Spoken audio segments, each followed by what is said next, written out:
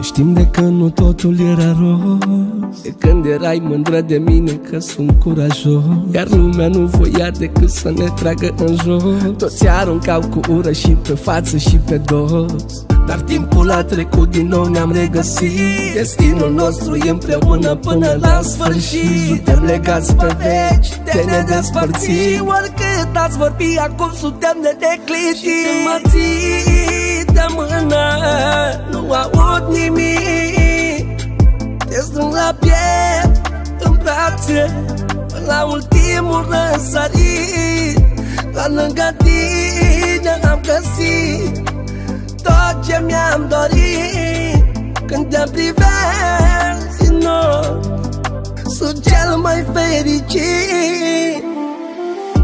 Iubirea este cea mai puternică armă de pe pământ. Atâta timp cât iubești, mereu vei câștiga. Și această piesă este dedicată din partea Florentinei, pentru iubirea ei, pentru Dimache.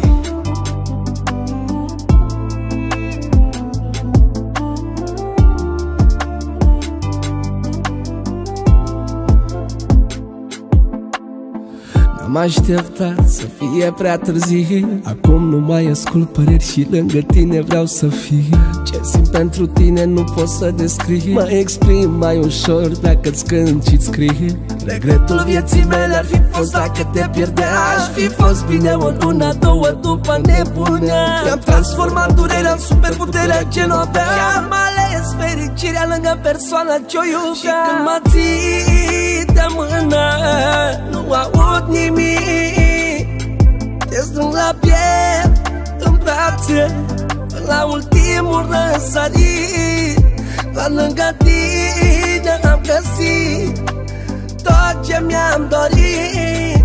Când te privesc în ochi, sunt cel mai fericit.